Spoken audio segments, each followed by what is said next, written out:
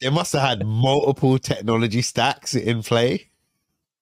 I think it was sort of like all the gear but no idea. It's sort of like hella security software. Oh my god, I love that. All the gear, no idea. Hashtag RedTeam Raw. I got one story of I have to be careful what I say, actually. It's very easy to fall into the trap. And then suddenly everybody knows who yeah, go on, say it. Say it, go on. But this is raw. This is RedTeam Raw. We're gonna expose you. Too raw. No, we won't. If it's too raw, then we might have to cut it out. Obviously, I don't want to get anybody in trouble. Well, we'll take all that out. Okay, so we talked about when did you finish on? Closing at false positives. Okay, all right. So we talked about false positives, right? And we this just reminds me of Clubhouse. Side note, folks. Now that's an offset, right? Yeah, that is. If you, oh my god, if you like, that should be your interview question, right? Yeah. If you land on a box, what do you do? And anyone who says, "Who am I?" throw them out the room. Thumbs up. Yeah, they're agreeing. Our next guest has got more accolades than he's had hot dinners.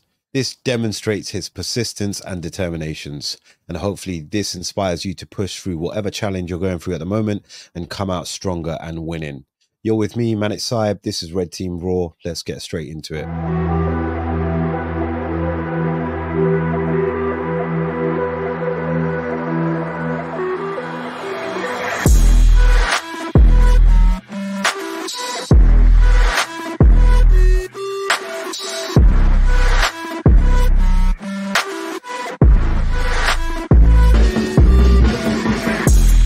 Hello, everyone, and welcome back to RedTeam Raw, a video podcast series exploring the journeys of cybersecurity experts who have shaped the industry in some way. So whether you're considering breaking into cybersecurity or an experienced professional looking for your next step, this series will provide you exclusive insight into people who have walked the walk and now sharing their adversarial mindset. I'm your host, Manit Sahib, a fellow cybersecurity expert, red teamer, and social engineer. I'm the former Red Team lead for the UK Central Bank, where I use defensive techniques to protect the UK's payment and gold systems. I'm now the Red Team and Adversary Emulation lead at a UN agency and here to share experience of others to spark that interest in your own journey. So as I mentioned, our guest today has got more accolades than he's had hot dinners. He spent 10 years in the InfoSec industry in the Big Four consultancies. He previously led KPMG's offensive security team. He's a CREST registered tester, CRT. He's a CREST certified infrastructure tester, CCT imp. He's a check team lead. And finally, a CREST certified simulated attack manager, CSAM. Oh my God. Ladies and gents, please welcome the director of PwC's ethical hacking team, Mr. Gavan Kingdon. Hello. Gavin, it's a pleasure to have you here. Did I miss anything? Do you want to add any more sets to that? I think you overstated my qualifications, but no, thank you very much. I appreciate it. Yeah, but you got them, right? Yeah. I've been in this industry too long, dude. yeah. But it's the determination and the persistence to go out and keep getting them, right? Hell yeah, 100%. Yeah, it's that try harder mindset that's been instilled in me since the Backtrack days. Thanks a lot, Matty. Oh my God, you're showing off your age now. There's Wi-Fi slacks before that. Oh Lord, yeah. Yeah. You mentioned Matty as well. InfoSec, fucking hell. We'll cut that. But yeah, for those who don't know Matty, that was the OG guy that if you get your offensive security certified professional OSCP, Matty's on your certificates. Yeah. Nice little plug there. I know, that'll get the old schoolers, Like, oh, look at that, a shell. Yeah, who's the other one? Got Milk, right? He was always on the blogs. Got Milk, remember? Got Milk, yeah. Linux persistence or Linux or Windows Linux persistence. That was it. Yeah, old school. You're like you're trying to work out who it was. I'm like filing back through Probably more What's exploit, Windows? exploit It was history. Windows. It was Windows persist. No, it was not persistence. It was privilege escalation. Windows privilege escalation, I think, was got milk. Yeah. I think we stand on the shoulders of giants these days. Like, you know, there's Yeah. many. I think we could spend an hour and a half just shouting out greets and Everybody. old school dudes that everybody's now riding on the back of, like, you know, Yeah. years later. So, you know, shouts and greets to like anyone who has had anything to do with pen testing, red teaming, whatever, up until the Yeah. present day, because you're awesome. Yeah. Do you remember? Do you remember, right? Because you're original OSCP as well, right? It wasn't Slack or Discord, it was IRC. Do you remember that? You'd have to put your IRC / whatever it was, whichever box you were on, and it will give you the hint. Do you remember that? Oh, yeah. Well, they had like this little, they had this like, the little bot, IRC bot that you used Yeah. Yeah, that was cool. Yeah, that was awesome. Oh, that's sick. Oh, dude. Well, thanks for having us on. What was I was going to say, what was your hardest box that you faced in OSCP? Now that you brought it up. Oh, wow. One that really like pissed you off. The classics were pain and sufferance, like way back when. Yeah. And when I finally worked out. Unhumble, yeah. That was a good one. I think I managed to get through Humble, but there was some. I think it might have been Sufferance that was the only one that I couldn't get. And I think once I'd done it, it was like, would have never got it anyway. But so actually, on my side, like Bethany was there as well. Bethany was the bitch. I class Bethany as the bitch, right? Because she was there, and so the one that I got, it wasn't because it was hard. It was just it really tested me. It was Bob is laughing at you. Bob, do you remember Bob? Oh, I remember that. Yeah. I won't give it out for people who are like getting on with it at the moment. It's actually really easy, but it's just I went through that phase of my life that was like, why am I not getting this? What is so difficult? And then I was just like, I just need to have a head down and focus. And the tip that. Yeah, I was about to say, I bet people are listening to this now, just like, what are these guys talking about? What the fuck are they talking about? So old school, like none of these exist anymore. They're retired. Like, mate, you guys are Asian, yeah. They're like, I'm scrolling through TikTok right now. I don't know what they're talking about IRC for. Okay, cool. Right. Cool, so shout out to the original Offset guys as well. And if you've done it back in the day, you'll know what we're talking about. Right. So anything you want to add to your intro? I know it's been stretched out. Obviously, we've waited for this session for a long time, but anything you want to add to that?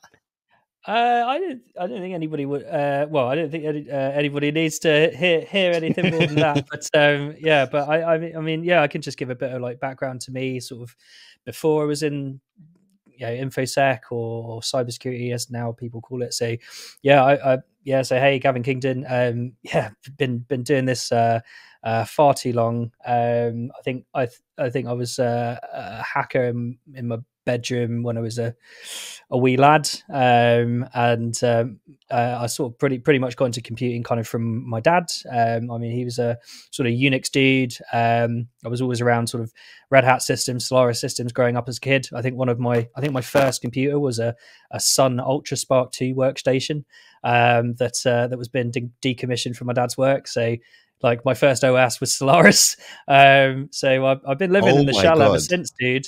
Yeah, I've been living in the shell. You chose that OS. No, the shell, the life chose me. Yeah, I didn't choose the computer life; it chose me. No, but you chose the box, right? The Solaris, or was that just what your dad had? Yeah. It was sort of what he had, and I was like, I want that.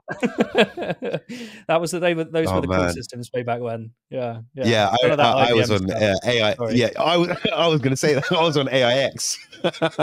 Okay, that's close enough. That is when you had to use Vi or Vim. There's none of this nano shit. Yeah, back then you needed to know Vi or Vim. Yeah. Didn't even have Vim. It was Vi, right? Yeah. You need to know Vi, otherwise you can't even operate on it.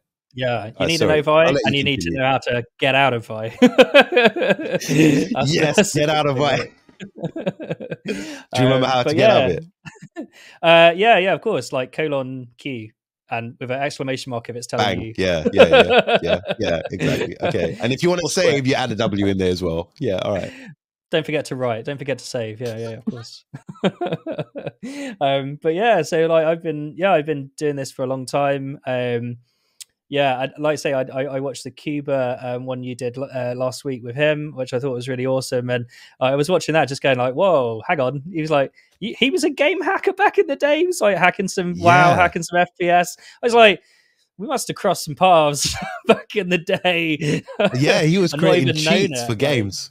Yeah. Well, I was involved in a similar crowd. So like back in, so it's probably around. So I know you mentioned like 2007. So I probably got into it very slightly later, like 2008, 2009, which was sort of around the time that sort of Anonymous was booming. There was lots of like, there was lots of really interesting sort of like hacktivist vibes going on out in the big wide web. I think the dark web was started to get popular. I think Tor and things had sort of emerged on the scene a little bit more. It was sort of I think I got into I'd say I got into hacking around that time, because I think growing up I was still a teenager then.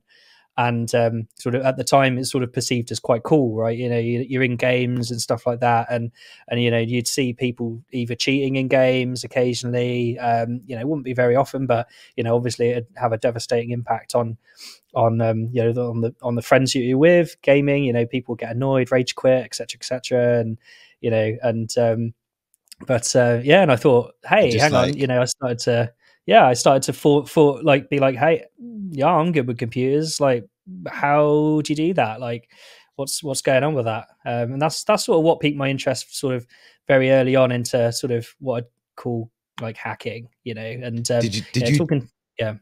did you DOS anyone's IP when you Certainly were in the game? No, of course not. that was the major thing, right? If someone's there, like, hey, I'm doing this, you'd be like, right, let me get your IP, right? That's it. DOS them off the game. Oh, that used to be the big thing, right? Yeah. I've got your IP address. Oh my god! I've got your IP.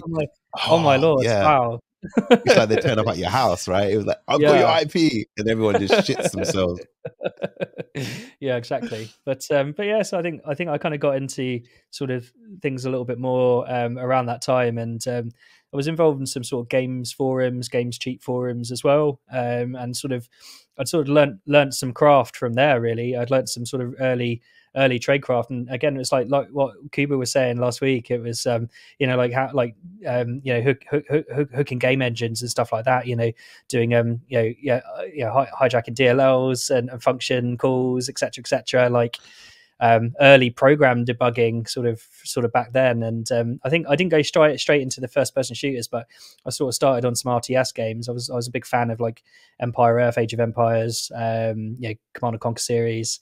Yes, Age of Empires, Command and Conquers. Yeah, man, and they were really good, like, because they were like single player games some of the time, on your own machine, and then started to open up then into multiplayer.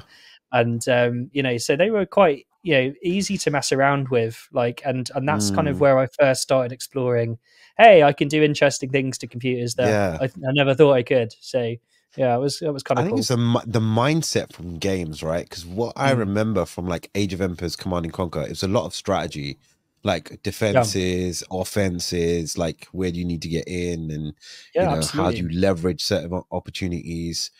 And then that kind of just sparks everything else, isn't it? Like, oh well, let's break things, right?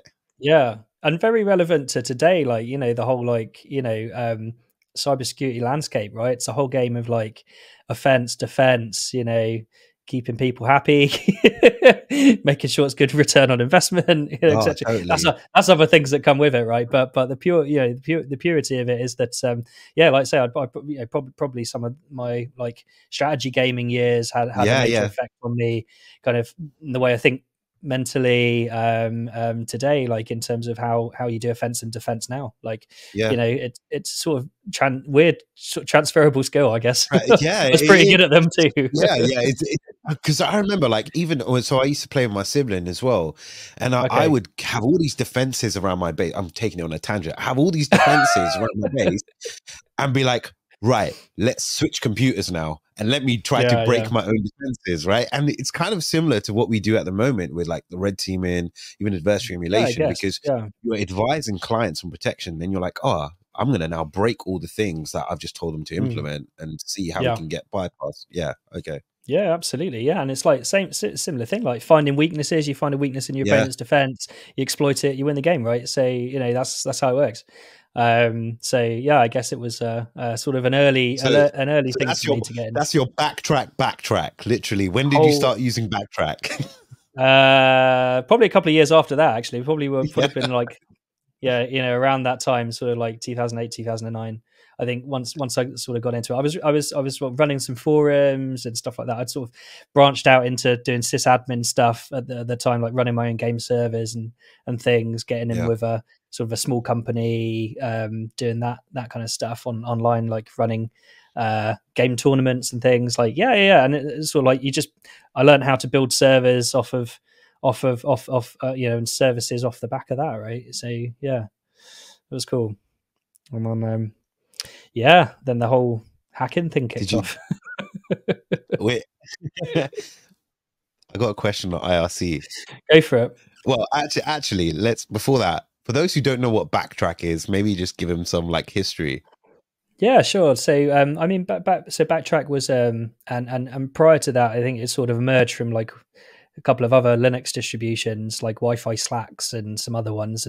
But I think backtrack was the first time that I think the offset guys, like, feel free to correct me if I'm wrong here, offset on the history, but as I vaguely recall it, backtrack sort of appeared on the scene as a fully laden distribution, of vetted tools that was all in one place that you could sort of burn onto a CD image, and so you could pretty much just like boot and go, right? You could like boot up a laptop, chuck your ISO your ISO image, burn it onto a CD, plumb your CD in, load it up as a live ISO. You're really taking me back when you had to have two drives in the tower. Yeah, one for copy and one for burning. Yeah. And you were hardcore if you had like one for copying, one for reading, and about 10 for copying. The mega tower. Shit, you are taking me back. What was it like? Ultra ATX case or something. Like that. so backtrack was the original Kali. Yeah, it was. Yeah. Okay, cool. Right, so we've backtracked to backtrack. Right, so walk us through now a day in the life. So what is the day in the life of someone who leads an offensive security team for one of the biggest consultancies? Yeah, pretty interesting. It's a non-stop. I'd say almost a 24/7 gig, right? It's there's a lot going on a lot of the time. So I guess for those who don't know me, like I say, I run I'm a director in a large UK consultancy, PwC's, where you used to work, Manit. Did you not? I think a long time ago. Kept that one quiet. This is your story, not mine. Okay. This is your story. I think maybe one day I'm trying to keep this vibe very positive, right? I mean, you have shit. Life is different. To be honest, right? Yeah, it's very different now. And like I spoke to, I think Chris, who's one of the partners there recently. He's a cool guy. And you know what it is when you get into some place, and everyone will probably face this in their life. You get into a company where there's some bad eggs, and they obviously spoil whatever they're cooking and stuff. Anywhere, right? It happens. And do you know what? I learned a lot from it. And this is, and actually, the positive silver lining is the reason I started this podcast was because of things like that I experienced. Because at that time, I didn't have people to look to for support or guidance for support, and I had to just kind of find my way out of it. And I did. I'm very happy where I am, and I'm thankful for that experience. And this is why I'm doing this podcast, so that we can share our journeys, so that if anyone else feels like they're in a position, then they know that they have the support. And obviously, if you're listening and you're going through something at the moment, please reach out on LinkedIn. That's my main place. And Gavin, I'm sure you're happy to help as well. But yes, absolutely, that is a story for another day. This is not my story. This is yours, Gavin. So yes, PwC. So I think so day in the life for me is pretty interesting. I mean, like I say, I've got my team of folks that I look after in the team. A lot of those folks are looking to me to to lead, to put the strategy out there, to effectively win a lot of work. So I'm doing less sort of hands-on keys nowadays and more spreadsheets and responding to client tenders and calling clients and seeing how they are, what their plans are, what their red team strategies or blue team strategies are for the year. Is there any opportunities to purple team, all of that stuff. So really a lot of my work nowadays revolves around keeping people with lots of interesting work to do that I would love to do myself, but never get the time to. So you're basically cracking the whip. I wouldn't put it. I wouldn't put it as I'm far as joking. that. No, it's nice. Do you miss it though? Like, is there times where you miss it and you're like, and you jump in and give a hand and stuff like that? I can't. I like that. If I get an opportunity to sort of dive in and help out, of course, like my inner nerd just has this like itch takes over. Can't stop wanting to scratch. It's like I guess I'm sort of I'm the big boss now, and I think I've sort of come to realize that in my on my journey. The big boss, right? Which I never thought. Which I like, I sort of thought in my career. I thought looking upwards up the chain. I think, whoa, there's look at those guys. They're so business minded or and technical and this and that, and they can call up these CISOs whenever they like and stuff like that. And I think sort of I'm in that. I guess I'm in that position now, and it's quite interesting, sort of retrospectively looking back and going, I've built that over a 10-year career, kind of just in the Big Four, and I mean, maybe we can talk about some myth busting about because some people will be reading this going, what a corporate shill. What an absolute sellout. But but I think it's nice.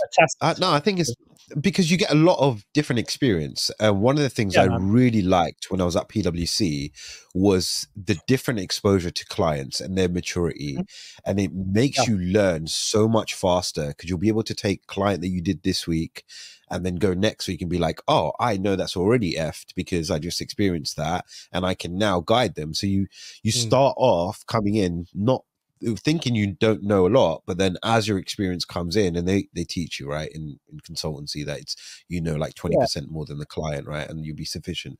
But a lot of it is practical learning, and people are going to look at you and be like, hey, you corporate whatever, but actually I think the experience works tenfold because you can try out different technologies and experience different things. It's an interesting one because I think there's been some bits flying around on Twitter every so often about sort of why would you ever want to join a big consultancy or something like that, and it definitely I'm a testament to that. I've been a pen tester in one.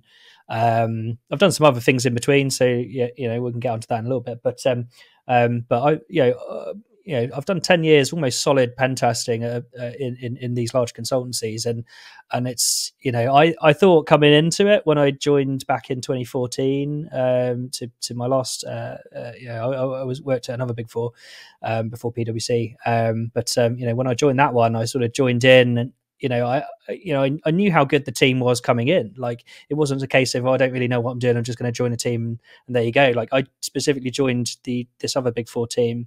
I'll shout them out. Don't matter. The KPMG UK team. Because they had some really awesome hackers in there, and at the time, and some of them are still really good friends of mine to this day. And they've gone on to do incredible things. Set up their own businesses. They're heads of. This, that, and the other. Some of them are CISOs. Some of them have moved around the other side of the world and have become, the leads, cybersecurity, ethical hacking leads over other, branches or member firms, as they call them. And I think, looking back on it and going, do you know what? It's like I'd see it as a career accelerator. It's not a, if you like just doing the technical thing day in and day out, that's great. You can do that anywhere. You can go as a consultant yourself and go and, do your own stuff, but I think a Big Four unit, like a proper team that's got drive and they got skin in the game. It's that's like, I mean, it's been really awesome for me, like my career. It's really accelerated like myself, pushed me out of my comfort zone multiple times. But I'm glad I went there. You know, I've been had to be put in situations where I'm pitching to a CEO of a household name company, like, you know, massive global firm, and you're pitching directly to the CEO, or you're pitching to basically the head of procurement for that massive company, and you're having to impress, you know, and you're having to convince them that, you know, they need to buy your services, because you're the best, and you can offer them what they need to solve their issues, solve their problems, or support them with what they're asking for. So So you know, what was the moment? So obviously you've moved on from KPMG to PwC. yeah. Was that intentional? Did you think to yourself, oh, could I go off and start something of my own? I have the expertise. Let you smile in there because you're like, oh, I don't know, maybe it's on the cards later on. Don't want to expose your next step, but like, did you have? Right. So, right. So, when you were at KPMG, was there, Yeah. and we don't have to go negative if you don't want to, was there something that kind of pushed you to seek opportunities, or just like, hey, there's an opportunity to build out another team, let me go for it? I tell you what, I've got absolutely nothing negative to say about the KPMG UK team whatsoever, Right. and some of the other teams at KPMG whatsoever. I think they've got some really awesome people, and you know, I help build a lot of that. So you know, I brought you know, lots of graduates through, you know, help train them up, help them get through their, you know, certifications that they wanted to do, help them achieve. And I think that's you know, that's one thing for me that I'll always sort of be thankful for, is those opportunities to be able to do that, and, you know, put my stamp on other generations coming through into the industry. You know, but yeah, no, like I say, they you know, they're an awesome team. I think it just you know, the time was right for me to switch it up when I did, like, you know, last year, back end of 22. But yeah, I mean, like I say, and really, yeah, the reason I jumped to PWs, as I like to call them, PwC, is P-dubs, it's, right? I mean, they basically opened up a red team director role and said, hey, we want someone to come in and lead red teaming specifically, and you know, and that screamed at me. Like, I just, you know, because I was you know, I was leading. I wasn't the leader of. I was a leader amongst another couple of people, of my peers at KP, but who are awesome, and shouts to them, because you know, they are you know, some hardcore dudes. But you know, and are there still. So but now it's sort of kind of weird because I'm a competitor against them, but I love them so much. Yeah. So, Yeah. but yeah, like I say, you know, those guys are awesome, and I think there's a couple of like consultancy firms in the UK who've like been there through the test of time. You know, they've been around a long time. There's people, you know, who, you know, like myself, who started out back in 2013, 2014 time, who is still there now, like, because not just because, oh, they're just a corporate shill, but because actually the work is interesting. You know, it's constantly changing, like, it doesn't get boring. So, and also it's nice to be doing awesome things. Like, I've probably had some of the best opportunities I've ever had in the Big Four that I probably wouldn't have got if I just stuck around doing something else, pigeonholed. You're really you're really selling the Big Four. Are they Hey, are they going to give sorry. you yeah, Come and work for us. like, Give me a yes, call. promotion, give me some money, I promoted you to death, right? That's it. No, Yeah. it is. Fingers I crossed. mean, Big Four is good, and you know, you've also got like Yeah. boutiques in the UK as well, Yeah, and yeah, no, which and are I good. don't think, like I say, one's better than the other. There's advantages and disadvantages. You know, if you Yeah, if you want an easy life, you know, it's probably not a Big Four. Like, not gonna lie, like, Big Four is, it's hard work. You know, you don't have, you know, a lot of things all sort of, you know, set up for you, like in other hot dinners, hot hot dinners. dinners. That's right. You don't Yeah, always have hot dinners. hot dinners, which is why I put Um, that in your intro, right? More accolades than hot dinners, because I knew, like, on the road, traveling all the time. Yeah, man, it's mega. Like, yeah, maybe before COVID, like, I think COVID put a kind of a blip in that, and maybe it's sort of starting to. That's not just for sort of pen testing, ethical hacking, whatever. It's that was sort of consultancy wide. Like people started to work from home more, obviously with Teams and Zoom and yada yada and stuff. But yeah, I think I think it's just starting slightly to open up a little bit now. Obviously, I think a lot of firms are now sort of conscious about sort of their carbon footprint. So again, that global travel and things has a big impact on what they do. So opportunities to find ways to not travel is good. But I suppose in your role, now, obviously director, you don't travel as much. I'm assuming you kind of, or even with the red team, right? Yeah. I mean, a lot of my work can be either done at home, in the office in London, which is my closest office, and some of my team are there. Some of my team are in Wales as well, down in Cardiff. So yeah, I do travel down to Wales a lot, which is good. Sort of going back to my roots, my proper back tracking. Backtrack, yeah. But yeah, it's good. Yeah, it's nice. Yeah, and like I say, I think probably I had some of the best times, best red team experiences traveling with my last firm, KPMG. So they put me in some really interesting red teams globally, so which was cool. Right, well, we're going to pick on those stories, but before we go into your red team stories, obviously I gave you some ridiculous introduction with your certs, right? So let's talk through them one by one, and then because I want you to like describe them, go through, and also the journey, because I think a lot of people listening are probably either starting off or they're like, how do I excel to the next thing? In the UK, CREST is like the main body or that you require a certification from to be accredited before you can perform these ethical hacking ops. And then CREST is obviously now going global, so we see that in Middle East now they're looking for that, and then in the US it's there as well, which again you've been part of. So if you wanted to dive into that, if not, cool, we can keep it offset. But yeah, okay, so CREST, CRT. Cool. So I guess I first heard about CREST sort of in those like when I said earlier about this, or that time when I was sort of just getting into maybe hacking and stuff like that. I think that was about the time when CREST had formed, which was sort of around that sort of 2006 to 2008 period. Don't quote me on the specific dates, as I wasn't in the industry then. But but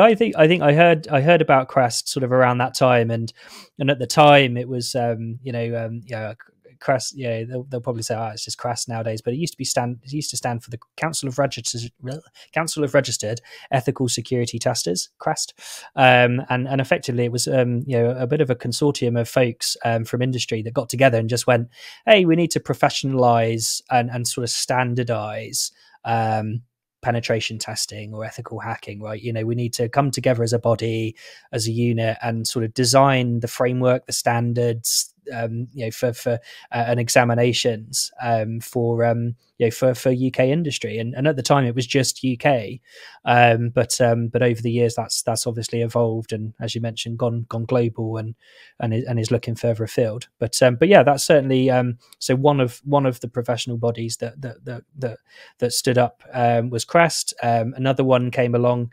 around the same time called Tiger Scheme. So Tiger, like a Tiger team. So some people refer to as a pen test as a Tiger team. Were you a Tiger tester? A Tiger Scheme? QSCM, right? QSCM. Yeah. Oh wow! I almost forgot that. Yeah, QSCM. The Tiger Scheme. Yeah. Anyway, your story, not mine. but yeah, so I think I sort of got involved quite early. I went to university as well, and sort of I specifically started on a computer science course that then turned into a computer security course kind of midway through, and I got an opportunity then to go and spend like a sandwich placement year in industry placement with a security firm, and in here in the UK, and they were a small boutique, I guess you could call them, sort of pen test firm, and who took me in for a year, or just over a year, and showed me the ropes, really, you know. And I joined there as a systems administrator. I didn't join sort of specifically as a pen tester, but the unique kind of part of that was I got to do R&D for the pen testers. I got to maintain some code base that they were putting out, but also that organisation were quite involved with CREST. Like I say, the guy who ran he was the CEO of the company, a guy called Roy Hills, was quite heavily involved with CREST at the time, and you know, and I think it was sort of I owe a lot to that guy, you know, Roy, for giving me that opportunity to join his company and be involved, and that's how I sort of first sort of really thought, oh, actually, yeah, you know what, there's a career pathway here, for me in penetration testing. You know, once I sort of earned my stripes doing the sysadmin stuff, I then turned my attention to focus then on, you know, getting myself the CREST registered tester qualification, which is you know, something that company at the time was doing some training courses for, you know, and offering to industry. So I was quite I guess quite lucky in to have a really good mentor at the time who was happy to sort of you know, train me up in some of the exam syllabus, so that basically when I left university I was ready to go for the qualification. So I got CRT sort of back in, I think it was like 2015. So it was just sort of about 9 years ago. Did you do that before OSCP or after? I did it just after OSCP. So I was doing my OSCP, so my penetration testing with backtrack PWB course, in 2014, and not PWK or not. You are really it wasn't 300. Yeah, it was PWK when I did it. So like, if you've done it with the BWK or whatever, oh my god, PWB pen testing. Right, okay. So I think I did it. I did it. Then CREST.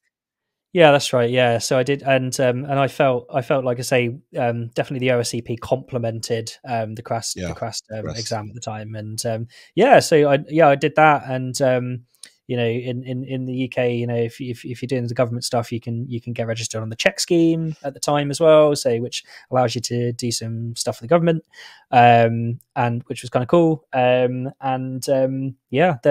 pushed through that, and then I think about a couple of years later, then got my certified tester level as well. So then I went up to the sort of the next level in the infrastructure specialism. So I wasn't really massively a web app tester. I've done a few, done a fair few web app pen tests, but it wasn't really my super strength. My super strength coming from being a Unix and Linux guy, and networking was going to be good. Yeah, Solaris. It was going to be infrastructure. So I went for the senior qualification in the infrastructure specialism. So, and I did that for a few years. And what was that? What was that journey like? So, like when you're studying for the CCT what is that like?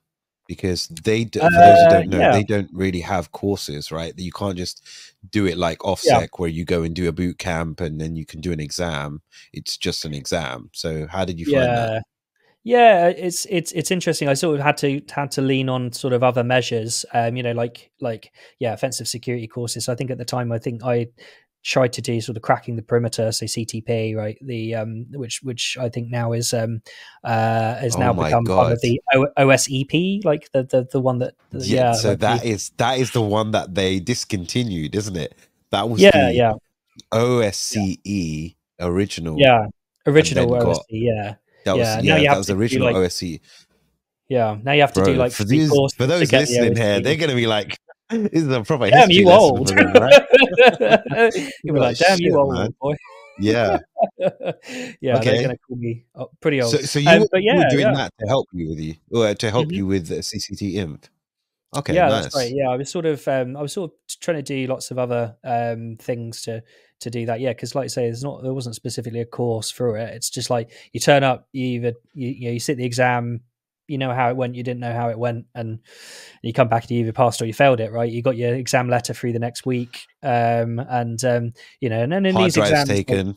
you had to obviously give your hard drive over to get it wiped and then sent back to you, so that you don't steal any course materials or exam materials, of course.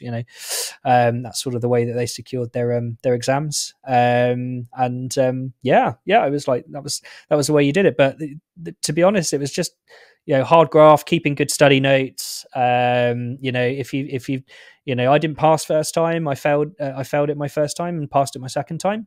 So and I think like failing it made me realize like how close I was to really sort of owning it. Like, where was my strengths, where was my weaknesses, coming back, dusting yourself off, and having another go. And I think Persistence. yeah, Determination. trying harder. Yeah, so that's certainly Try why the harder. offensive security stuff complemented. Try harder. Did you pass OSCP first time? OSCP, yeah, I did pass Yeah. OSCP first time. Yeah. Okay. Which was All good. right. That gave me good. That's why it gave me good confidence to go Okay. for Right. CRT at the time. Yeah, CRT. Okay. And then yeah, and so now obviously CREST. mm, Before we go to your SAM, so mm, CREST has now changed the way that it does the examinations, or it hmm changed the learning, right? So now it's all on Hack the Box from what I'm seeing, yeah. That's or right. some other Yeah. labs, or like talk us Yes. through. Yeah. I know you've had some involvement. I mean, you're the best Yeah, person to speak man. to about it.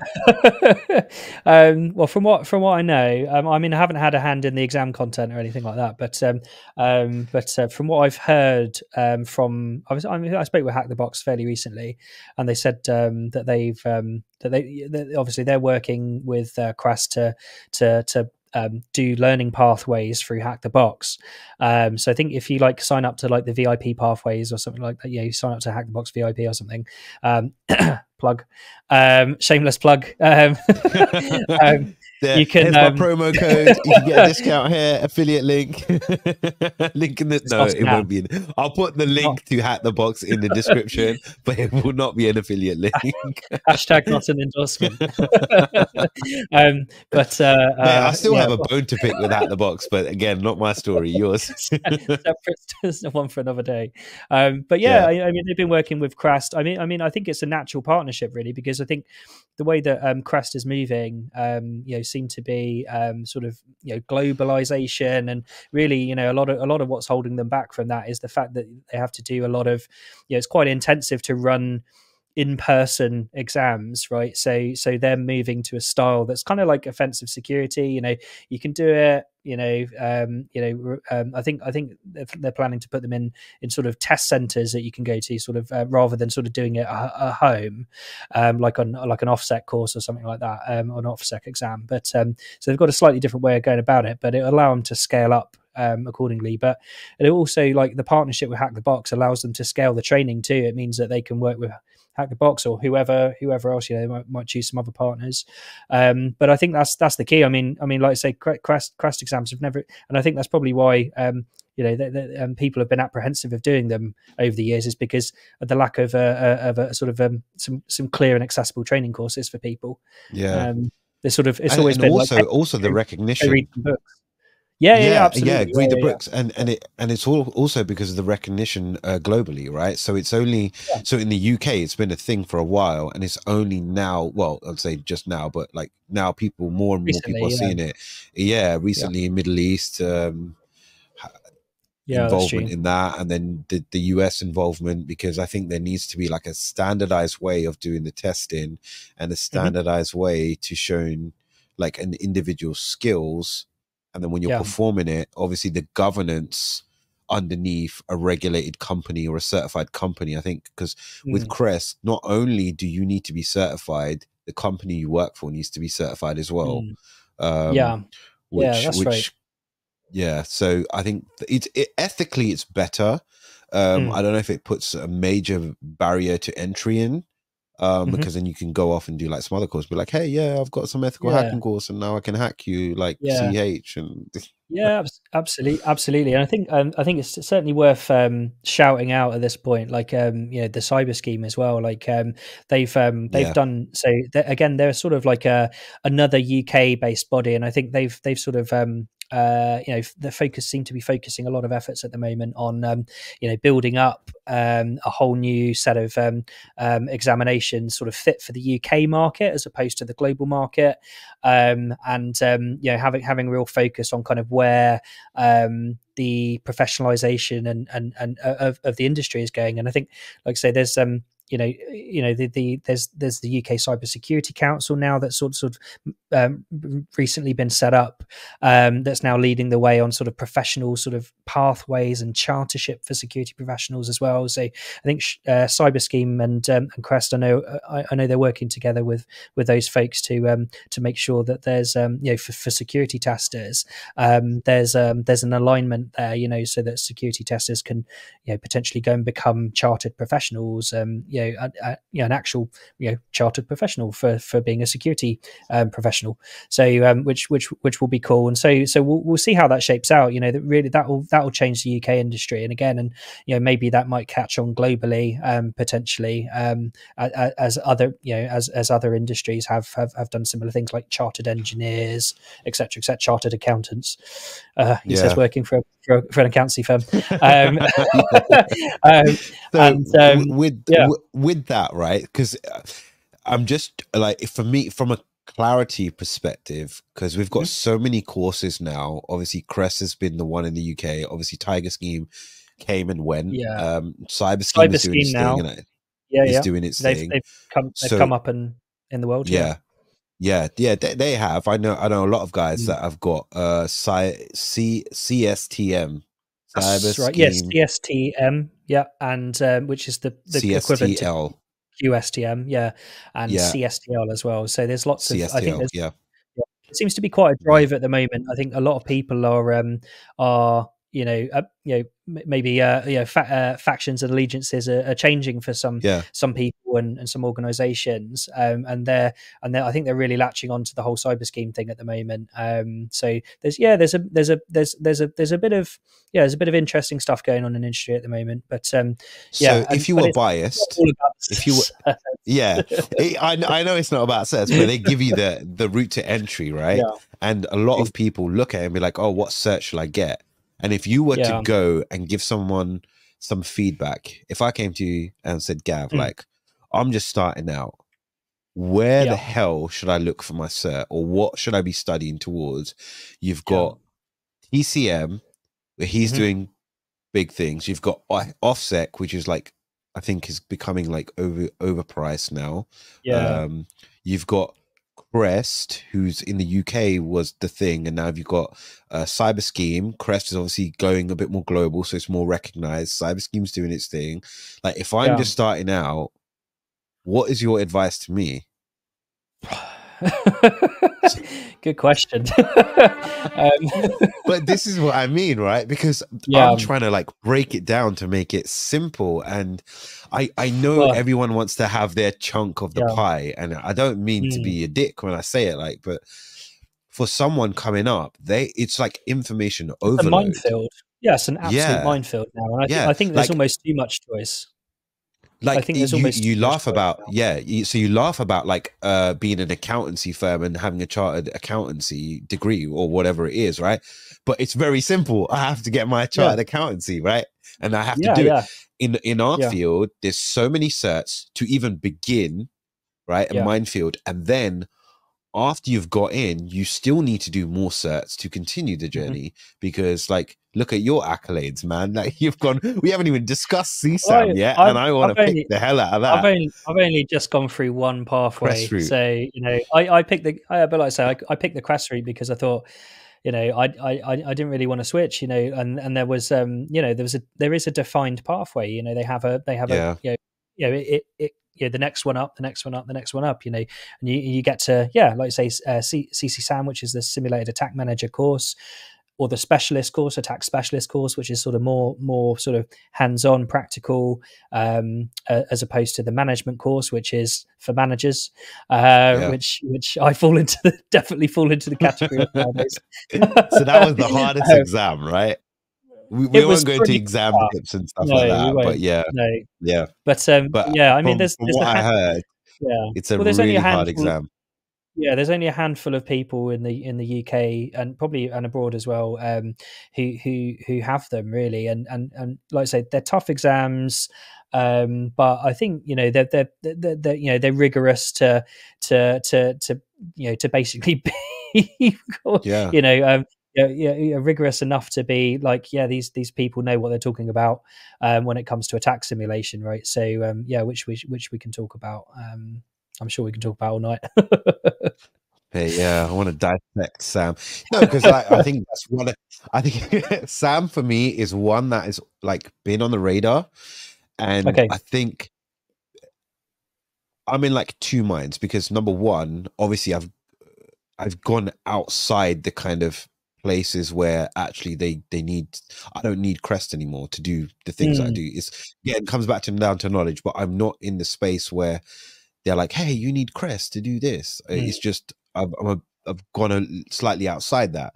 I think Sam for me is more, I've wanted it for so long, and should I go and push through? But it's a hard exam, and right with what's going on in life, and I think maybe I should a lot get it and just put it on the shelf like I have done with the SAD 565, right? I was about to say you'll be in demand for a job. But that's the other question. Like, would I want to go back into the UK market? Right? Would I want to do that? I mean, because like I say, a lot of these are tied to consultancy. The reason why people are getting a lot of folks around the world who are listening to this would be like, why should I care? What's a CREST cert? What's a cyber cert? Why bother? Why don't I just do a SANS one? Why don't I do CRTA? Why don't I do offensive security? Why don't I do TCM? Why don't I do eLearn security? Why don't I do, and there are loads more out there that I haven't shouted out. But but the crux of it is, certs are certs, right? They give you a benchmark and you've been assessed against a standard, and that standard carries some value, right? At the end of the day, that's it.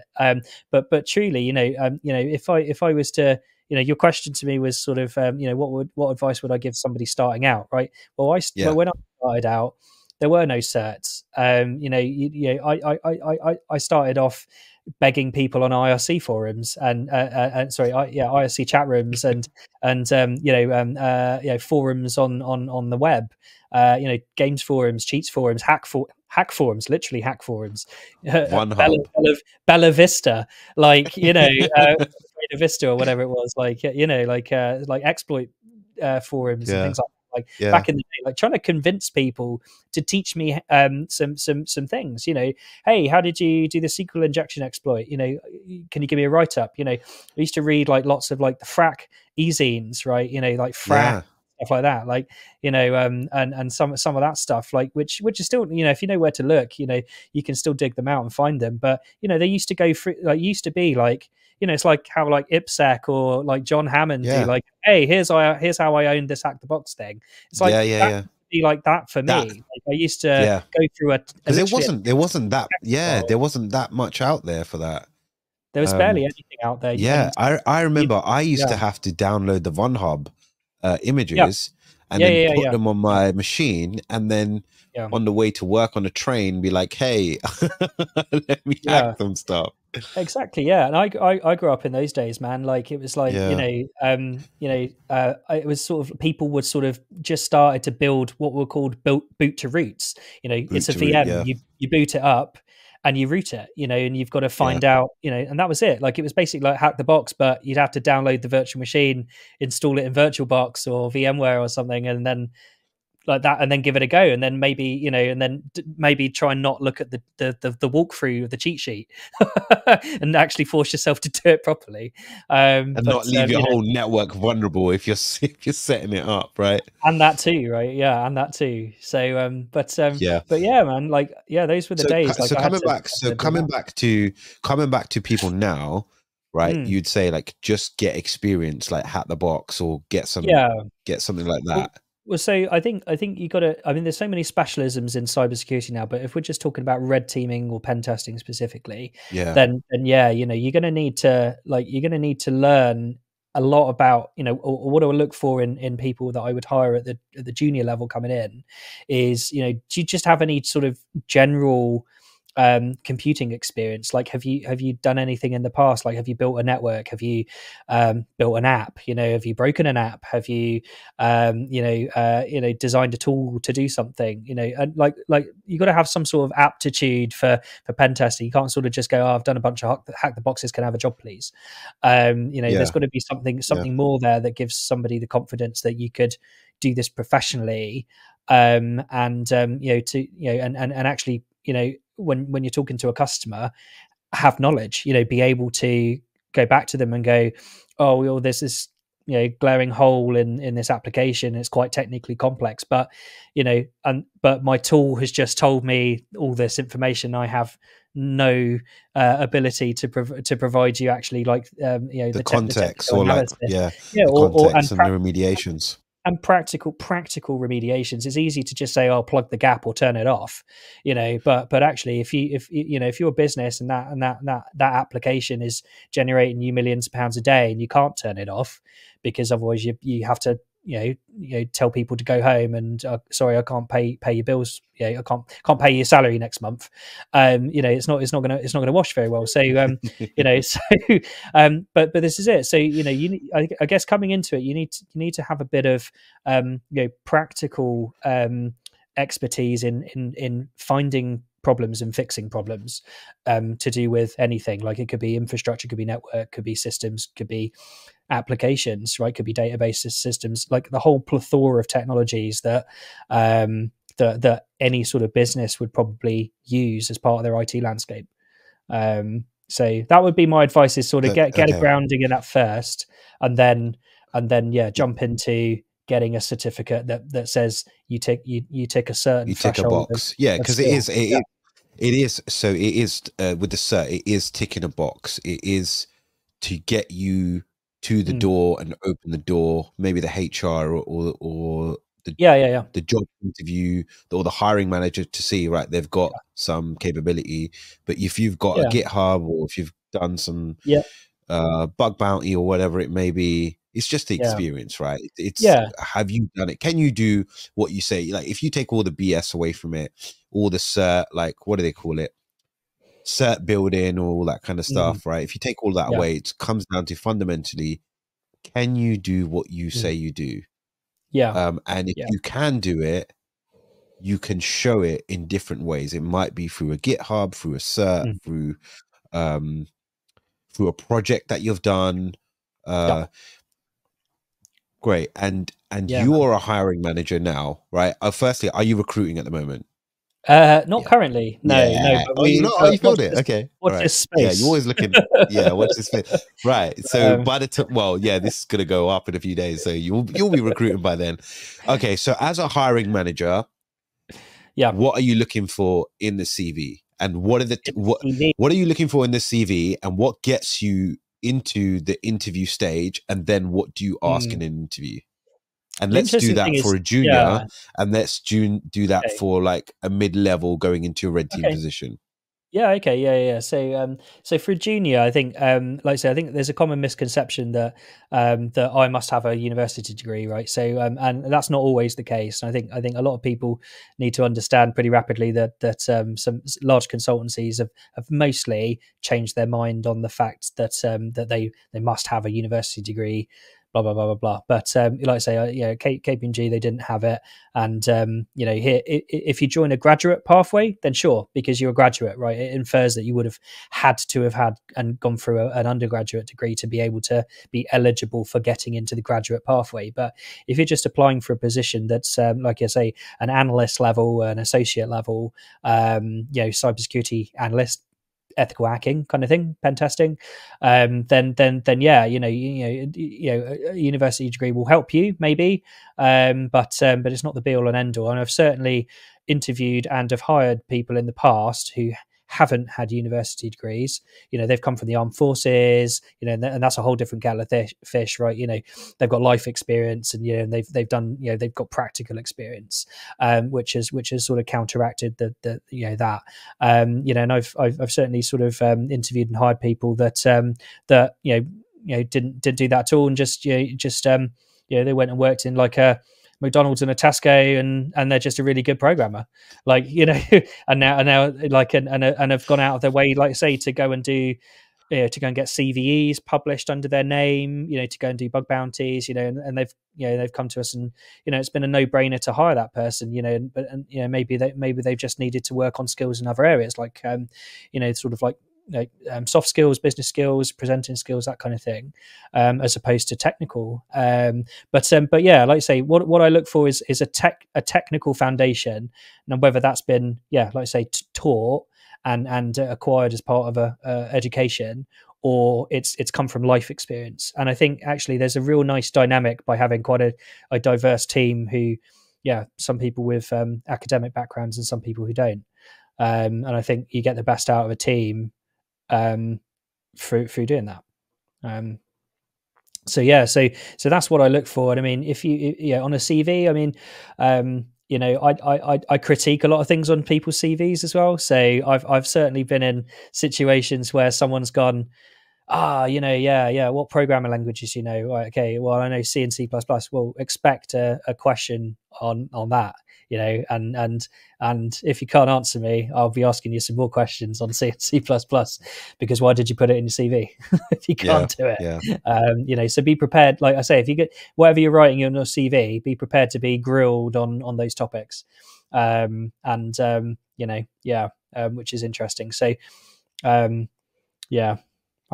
And what about what about for your red team kind of interviews? If you're looking for like maybe a mid-level kind of red teamer, or someone looking to transition, what are the key things that you're looking for? So probably a bit more of the developed mindset around like what red teaming is and things like that. And I think there's I think my general perception across industry and who I speak to, like there's quite a lot of like diverse ways of thinking about red teaming. Some people think it's just like attacking the client and that's it. Here's a list of your findings, thanks, see you next year. And which is like, that's certainly some people's mindset, but I what I like to see, and I think what gives my customers value at the end of the day is sort of not just how hard you can hack somebody, but actually what value is it bringing, right? I sort of see red teaming as the sort of the sharp end of ethical hacking pen testing, right, where you are literally almost every job you do, you be prepared to burn your tools, right? Be prepared to burn your techniques. If you're using if you're prepared to use techniques that you've developed in a red team, you've developed and then using them in a red team, it's like, well, don't be mad if they get burnt, right? Don't be mad if you now have to go and do a load more research because hey, you've used your techniques and maybe they were effective, maybe they weren't effective. It's a lot of so what would I say for mid-level red teamer is a little bit more of the developed mindset about what red teaming is, and to take maybe their application the application of app and infrastructure pen testing that they might have done lots of, and apply that to improving defensive, improving our customers' defenses, because that's ultimately what we're there to do, right? We're here to test, we're here to find holes, we're here to get get objectives that have been set for us, and we may or may not do that, and that's the whole point of doing the exercise, but at the end of it, it's like what actually the client is paying for is knowing and having confidence in either the controls that they've got in place or where their major gaps are. Where the gaps are. That is so important against a motivated attacker. Like, I really like that you've put it across in that way, because I don't think from people that I speak to, and you know, maybe just my misconception, but from people I speak to and speaking about their interview process, I don't think they go in that level of depth, or they take that tangent. It's more the other side. It's more, do you have the technical skills? Walk me through an op. And you're so right in what you're saying, because it's all about the deliverable at the end, right? I mean, it's about the impact, and I mean, technical skills can be taught, right? You know, this is the thing. But what needs to be set, I think, in my opinion, is that mindset. You know, it's like, it's you know, we're professionals, we're not bad guys, right? And that carries through from like old school pen testing, right? You know, what we're doing is ethical, and ultimately, you know, the reason why people pay for a red team is because they want it's like a mystery shopper improve. for their they want to want to improve their defenses. It's like come in and find out. You know? Find out. Do you think that is a consultancy mindset? Probably, because honestly, I go in and I think the exact same way that you do. I'm thinking about what is the outcome, what is the benefit I'm providing, and I like the bit that you said about it's okay to burn your tools, and it's okay to burn the things that you're doing, because you're actually providing the client value. And if you have to bring out all your tools from your toolbox and be like, hey, I use this tool in this way, it helps them improve their defensive. There are, you know, there are people that be like, hey, I use this, but I can't tell you about it because I don't want to burn it, because it's a technique used in the industry. But I really like your approach that actually you can burn it and it's okay, because it means that we have to then work harder. And that should be the case, right? If a client, and red teams are not cheap, if a client is paying for that, then they deserve to know everything that was done, all the effort that went in. Of course. And about their controls working or not working. Because a lot of the time, I think there is this misconception that, hey, doing a red team is just breaking shit in like a covert way. But actually it's using your skills towards a mature client to mature them even more, because if they weren't mature, they wouldn't be doing a red team. Absolutely, it's working towards a common goal, right? You know, the buyer at the end of the day has a maybe has or doesn't have a defensive team, or just wants to find out, right? You know, there's lots of reasons people buy red teams. You know, it might be their first time. They might want a shock and awe campaign. You know, they know or have a suspicion that their cyber defenses aren't great, and therefore want the best of the best to come in and go, hey, look at all the holes, guys, and put it on an official bit of paper, where they maybe have been talking about it for years and have struggled to get budget, you know, to make improvements. Whereas, like I said, and there are the more mature end of the red team spectrum, where, you know, it's like, say, you know, it's a common goal. It's like say, you know, you do your red team. You know, it's unannounced to the blue team. You know, the blue team's kept in the dark, and you basically just have some supervisors in house or control group, we call it. And, you know, if we're going CBAS language, then, you know, we call them a control group. You know, and they're there to sort of mediate the exercise, you know, and just make sure that, hey, if something has been spotted, hey, someone's reported something, it's gone to the blue team, they're going to investigate it. You know, now they're reversing your malware payload, you know, that kind of thing. You know, they're going through an incident response process. You know, great. Okay, from that perspective, look, it looks like some of the process might be working, right? or there might be problems in the process. Yeah, I've certainly, you know, there's certainly been times where, you know, we've been picked up on red teams, and but it's been closed as a false positive. Like, the analyst looked at it and went, "There's no way. There's no way that can happen." Closed as a false positive. Like, I mean, sound the alarm at that point. I know. For real. Yeah, I know. Okay, cool. Right, but, I think so. I want to go. So I like that, and I probably worth closing that topic on that bit. Well, we'll take all that out. Okay, so we talked about when did you finish on? Closing at false positives. Okay, all right. So we talked about false positives, right? And we this just reminds me of Clubhouse. Side note, folks. Before Red Team Raw, we were doing this on Clubhouse. Clubhouse, right? it was the It was everything. Yeah, it was. where that came from. And then he actually got a stream deck and made it happen. And then we did it, right? Then we did it. Now we're on here. Now we're on video as well. I don't know what happened to Clubhouse. It fully died, but it was really good. And yeah, I know, right? Good. Okay, Yes, so we talked about false positives. I want to go into war stories, and I know that you've told me a lot of them offline. I was literally pissing myself with your Saudi story. I don't know if you can disclose that, but let's. All right, maybe not.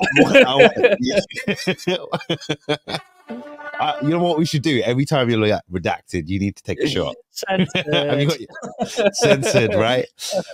Oh man! All right, well, yeah, that Saudi story was flipping amazing. I got some stories, man. I got some stories. You know. All right, let's go into it. Right. Cool. So I think probably one that I was thinking about ones that I probably could talk about, and which is good, which can maybe give people a bit of an insight into, like I say, not just me and doing pen testing, but sort of like I say, sort of going out and sort of being part of the work that you want to be, be the change that you want to see, kind of thing, right? So, and I guess so I got one story of like a company that I did some work for a little while ago. I have to be careful what I say. Actually, it's very easy to fall into the trap, and then suddenly everybody knows. Who Yeah. Go on, say it. Say it. Go on. But this is raw. This is Red Team Raw. We're gonna expose you. Too raw. No, we won't. If it's too raw, then we might have to cut it out. Obviously, I don't want to get anybody in trouble. Right, we're still ethical, guys. Like, we can't come here and do this shit. Yeah, we're ethical. Yeah. So if we need to cut it out, we will. All right, go. Don't worry. I did a job for a professional services firm, so like a big global company. I know who that is. Oh, that big one. Yeah, those guys. Whoa. Insert name here. Acme Corp.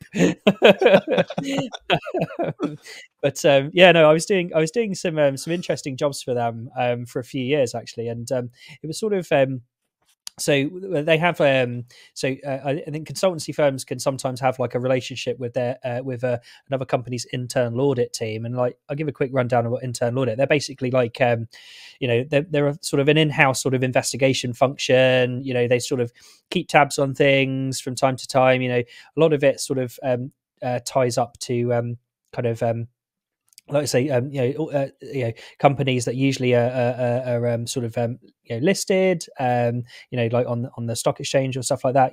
They'll usually have like a governance structure in place that has like an external audit function coming in and having a look at them, for their accounting books, etc. But they'll also have an internal audit team which do sort of financial stuff, compliance. How well are they complying with certain standards that they need to.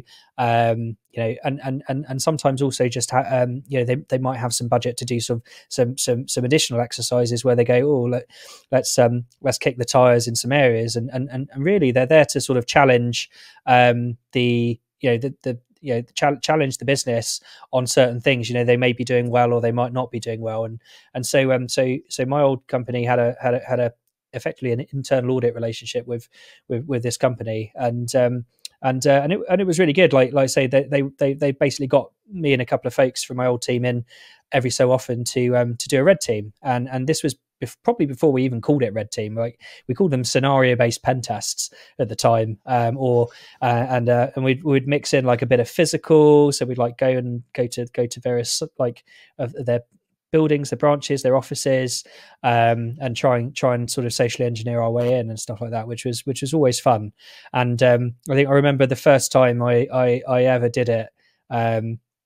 So it wasn't my first ever sort of social engineering and physical security test. I mean, that's a whole story for another day, and probably a lesson in probably a lesson for today. Maybe it's a story for today.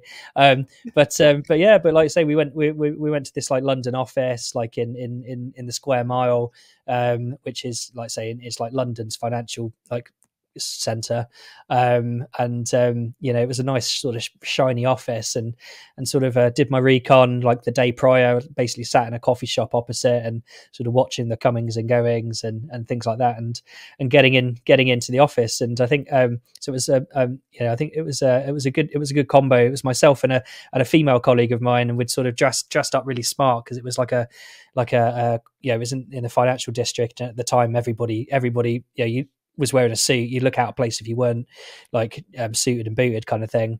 And we sort of basically sort of got there really early, sort of 6:30 in the morning, and just waited for the opportune moment to sort of go in and try and get into the building. And so we sort of went in, spoke to the reception, said we're here for a meeting with the company, dollar client name, and insert here, yeah, and sort of walked, basically got given, they didn't check that we actually had a bona fide meeting. We weren't booked in on their visitor system. So I guess that was flaw number one, in the fact that they sort of had a reception that actually wasn't checking or wasn't validating that people were genuine visitors kind of thing, and had a genuine. Was it a shared reception? It was, but they did have like a, if they had visitors, they would put put a visitors list down for the day and sort of send them downstairs. So okay, I guess occasionally they might have some visitors turn up that didn't have a meeting, and they just said, oh yeah, just go up to the company, and but the company had the vast majority of the floors in the building, so they were quite they maybe had like sort of seven floors in the building, so it's quite substantial. And I think they shared it with like maybe a couple of other small companies. But we went straight up, and no one suspected like a suited and booted boy and girl combo, like trying to get in. Like we had a chat with a security guard, who buzzed us through and showed us where the lift was, sent us up to the right floor, and I think I'd done my recon before, and like the security guard had pressed the floor number that was for the reception area, but I'd leant on the panel and pressed 2 floors up. Another one. Yeah. I knew the company was on, which I basically knew. I'd sort of done my recon and found the floor plans to the building online, which is always good, because it was a multi-tenant. So the lift needed to be activated by the security, right? So you must have swiped it, picked the floor, and be like, "Oh, you're going up," and then you've come and hit another floor number while he's not looking. So while he's buzzed it, I've lent on the button to press floor number 10 basically, and go up, and he's pressed floor number 8, and so I've gone, oh yeah, brilliant, thanks very much, and it stopped at floor number 8. No one's got out. It was close. And you're going back up to number 10. Perfect. Thanks very much. Cheers, buddy. So we walked out into the into basically it was like a sort of just a small like landing area, and then and literally as luck would have it, like somebody was just walking out at the time, and we walked straight out the lift. They held the door for us. We walked straight in. We were straight in the office, and it was good fun. And plugged in. Yeah, well, we sort of like the adrenaline was pumping then. I think it was sort of like I say, it was sort of, this was like years ago when it was sort of, I think it was probably like my second or third ever like physical security test. And once you're in, like the adrenaline's going, right? You're like heart's pumping. You're like, whoa, I'm in. Whoa, okay, cool. Don't make it look obvious, but the smile on my face is really big. Yeah. So like keep it calm. Yeah. And so I think the first thing we did was just like the first thing we did, we had a bit of a plan going in. It's like, look, if we can get in, like just go to somewhere, sit down, get chilled, and then crack on, like get out the laptops and attempt to patch into the network and go from there, because that was in scope. Like we were doing the physical testing, but we're also allowed to and had authorization to, which is very important, to test the network, things, to test the network as well, to basically sort of get in and reach some objectives. And those objectives, I think, were just gain access to sensitive information. And they didn't really define what sensitive information was, but so this type of company, we thought that would be probably like quite sensitive, systems on the network, maybe some hard copy data in their offices that they're left hanging around, maybe access to an unlocked workstation or something like that, hanging around, interesting stuff, maybe some, salaries, information, personal data, anything like that. Yeah. So we sort of had a think about sort of what that kind of would be. And yeah, so we went in and instead of sort of panicking and flapping around, we went straight into like this little kitchen area, started making a coffee, take the bags and the coats off, put them under the arm, get kind of get comfortable, and that was the key really, because as soon as you started to look like you're meant to be there, started, hey, someone comes into the kitchen, but hey, sorry, do you know where the milk is? Like, oh yeah, just make conversation. Oh, yeah, just having a conversation with them, and they're like, oh yeah, brilliant, oh, thanks for that. And then I think I sort of went we sort of had some coffees and stuff, just chilled out a little bit, and then basically went for a place to go and sort of sit and find a spot to sit down for the day, and so we went and we sat down at some like hot desks that they had there, and I think I asked the people, there was some people sat on the bank of desks, and I sort of said to them, hey, is anybody sitting here today? And they're like, oh, that's usually Sally's spot or somebody else. Like, I don't think Sally's in today. I think she's on leave this you're today. right. Oh, all right, okay then. Yeah, no problem. It's always good to get reassurance from others, then, isn't it? That you're allowed to be there. yeah, exactly. Yeah, and it's just like no one questioned it. Like, you just sat down, you just cracked on, and we plugged in, and I think it was sort of in the days when it was like really easy to get domain admin. It was sort of like, this was, like I say, this was quite a few years ago, and but we sat down, and I think we'd had domain admin by for the company by, I think it probably got to about just over lunchtime. By lunch. Some people are like by lunch. DA by lunch. Maybe a little too long for some people. Like that.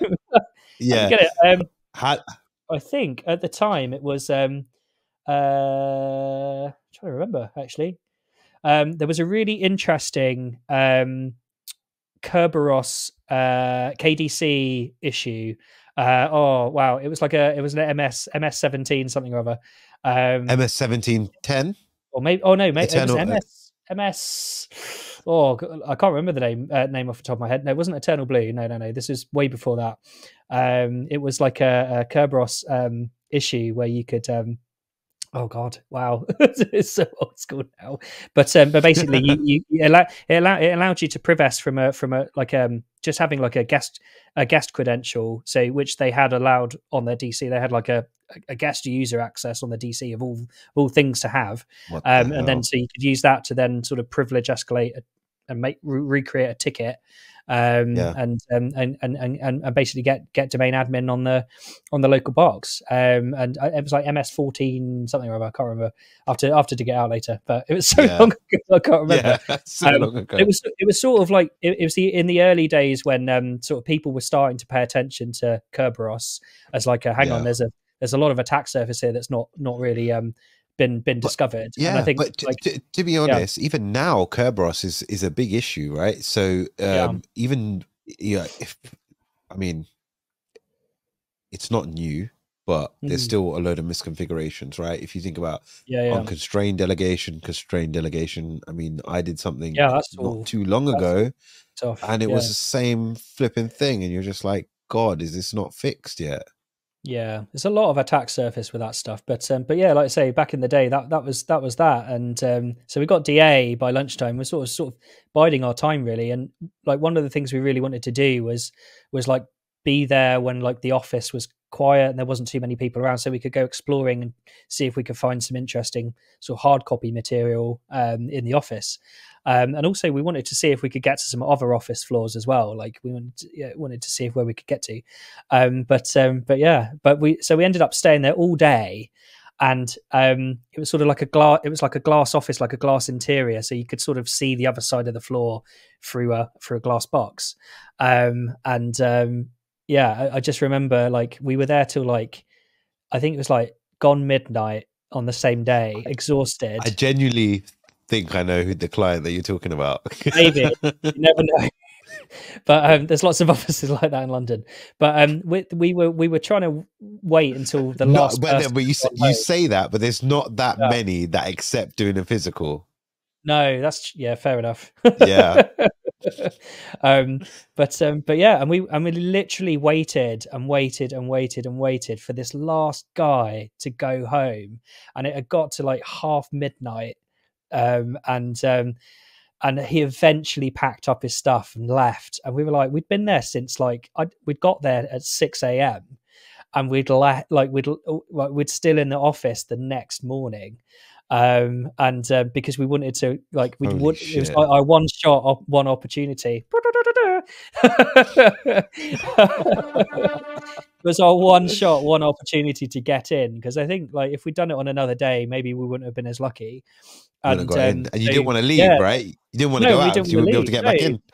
no, exactly. And I wanted to sort of wait for this guy to go, and so that we could basically have like full reign of the office. And eventually, after he left, like was still there for like two hours afterwards, sort of taking photos of various like bits of like information that they left laying around, like What? post it usernames and passwords on on people's like Just on the wall. yeah, all of that stuff, and like scooping that all up, going like, hey, that's going to be useful information for the next part of the red team. So what about what was your pretext? What was your pretext that allowed you to get in the first place? So the pretext was that we were just there for a meeting, nothing more than that. Like we're just there for a meeting. Yeah, and if anybody didn't had ask questions, what the meeting was about, yeah. No, not at all. No, it was just and then just confidence that we were meant to be there. You know, we are from this organization, we're from the company. So if anybody asked us, we're like, yeah, we work here. You know, I'm such and such. I think the confidence, right? Yeah, exactly. Yeah, no one ever asked for a pass or anything. Nobody in the office was even wearing one. So I think that's why we went with that pretext, is that there aren't too many people actually wearing their ID cards and things like that. So that was good fun. That was good fun, and I sort of and that was that was my first job that I did for that client, and then they loved it so much that they basically went, can you go around the world and do it at some of our offices in other places? And I think I think the furthest they sent me was out to Australia. I went out to Sydney and did a bunch in Australia, which was really fun. And that was a very similar thing. Similar scenario. It was awesome. Yeah, really good So fun. take us through like a red team op. So where it's not physical, but you've come in like pretext. What was it? Obviously you don't have to disclose all your malware techniques or your bypasses, but like talk us through that and how some idiot has clicked on something, because no matter like I'm sure that's some idiot clicked to get your initial access, and then how you've kind of routed the domain. Yeah, sure. I guess I got a mixed bag of different ones, but I think some ones that I think that have gone pretty all right, like getting initial access, which is a lot more tricky to do nowadays than it ever used to be. I think, like say, there was a few times when like say mal docs, as we knew them, like macro enabled documents and things like that were pretty rife. But I think the one that was a really good initial access was an update. An update. So it was, the pretext was so it was to an oil and gas client, and basically it was a pretext of, it was pretty rubbish pretext now that I think about it, but it was basically a PDF document. It's basically like a PDF document sent from a fictitious domain, like an email that was sent to them with a link to download a PDF file, and the PDF file happened to include a particular problem in the in that was with Windows 10 at the time, which was called MS-content setting, which is basically sort of like a little living off the land thing, like a little lol script bin type thing that you could embed in a PDF, and it would basically sort of go off and then run a command on the local system if they opened it. So basically you'd open the PDF. The PDF would have some JavaScript in it that pointed to the object that was embedded in the PDF, and therefore it would and it would go and open it, and all the user would really have to do is click on, do you trust this document? Yes. JavaScript's telling you to open this thing. Do you want to open it? Yes. And that's it. So the user would have to download the file, open it, click yes twice, and the MS content setting sort of embedded. It's like a little embedded XML file.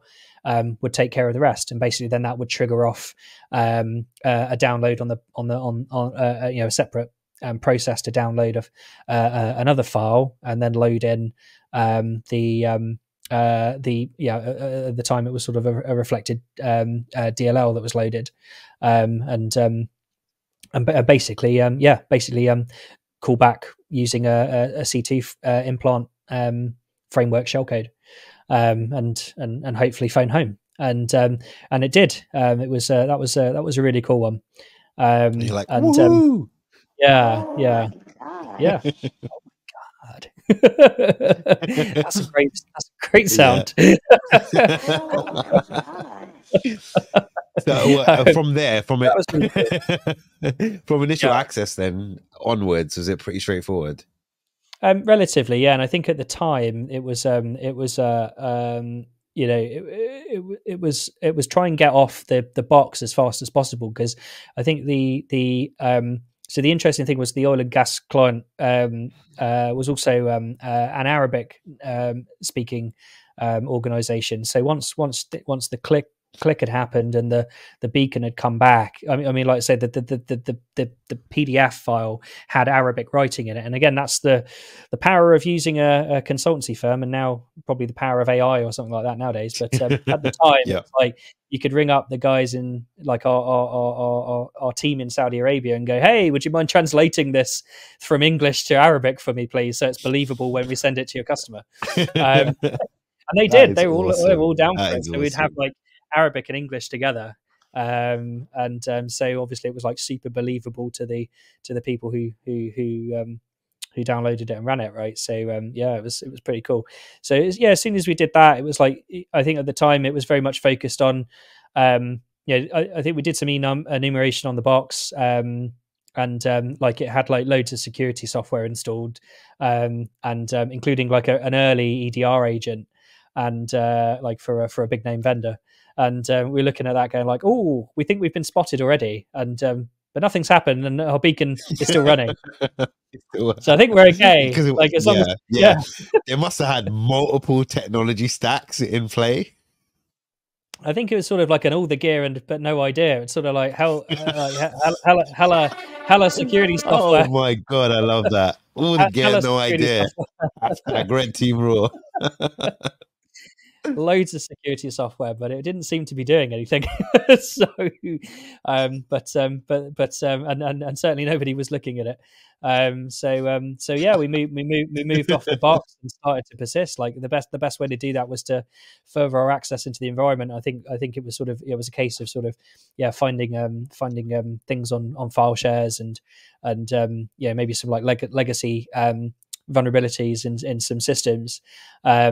Using them to get access and then persist on those hosts, and just so that we weren't going to lose our initial foothold, because I think we didn't manage to get more than one system. We only had we had one successful beacon come back, so it was a case of kind of like and the old red team is out there that have done this before know how I'm feeling at that time. It's like again, it's your one shot, your one opportunity, right? You've just got a beacon back, and it's like, now you have to solidify. So, we're like praying, please don't die. Yeah. Like praying to the shelter. Yeah, and don't make some stupid OPSEC fail, which is going to kill your beacon. That's true. Yeah, absolutely. Yeah, and OPSEC, like say, OPSEC is a big thing too, right? And a lot of what you're doing, and when you're sending this stuff out and you're sending it to your targets, it's, it has to be watertight. Somebody may spend a lot of time trying to reverse engineer what you've just sent them. So yeah, you've got to be prepared to, that it needs to stand up against some serious sort of some scrutiny from some probably good blue teamers on the other end, right? But if not in that company, they've probably got some managed service company that has really good come in. Yeah. MREs, right? Malware reverse engineers who are going to tear it to shreds, and probably write a blog post on it as well. Because I think I've certainly had a number of blog posts, that me and my colleagues had over the years of stuff that we'd done, or a minor OPSEC mistake, which has meant it's sort of been attributed to my team, but no one can be sure. So we've got away lightly. So what are some OPSEC fails? And then on the other side, give me some OPSEC tips. OPSEC wins and OPSEC fails. OPSEC, give me some OPSEC. Never really had too many OPSEC fails, but I think there's one. Actually, there's a recent one that I must suggest. You don't have to say as your fail. You could just say in general, no. Right? So yeah, don't be like, I fucked up here. No. I mean, like I say, you're learning all the time, right? So, I guess, in situations where, I think the experienced red teamers, I don't think any of us as red teamers can sit back and go, oh yeah, I've never had an OPSEC fail, I'm elite as hell and I'm untouchable. Like, that's just BS. Like, I'm sorry. Like, we've all made mistakes. Like, and the perpetual joke that keeps flying around on Twitter is that that as soon as everybody lands on a box, they run, or any threat actor lands on a box, they run, who am I? And they're suddenly caught. Now that's an OPSEC fail, right? Yeah, that is. If you, oh my god, if you like, that should be your interview question, right? Yeah. If you land on a box, what do you do? And anyone who says, "Who am I?" throw them out the room. Thumbs up. Yeah, they're agreeing. Yeah. But yeah, like I say, so I think a more recent one that's come to light, which I think is probably. Wait, hold on. Yeah. For those who don't know about the who am I, can you just explain that, right? Because I feel like we've picked on something, right? I know it's like a given for us, but like for those who don't know, because they might be from like OSCP or that kind of level and be like, yeah, who am I? Like blah blah blah. Yeah. Well, I guess I guess it's sort of one of those ones where I think well, it's a little bit of an in joke on Twitter, right? Where it's sort of it's threat actors getting picked up because they've run "Who am I" on a box as soon as they've landed a shell or they've got some sort of in, and that's because it's come from a process or something. It's been picked up and somebody's looked at it, and like an analyst looked at it and gone, oh, hang on. Why would someone be running "Who am I"? Like, if it's their machine, why the hell? They already know who they are. Why the hell are they finding out who they are?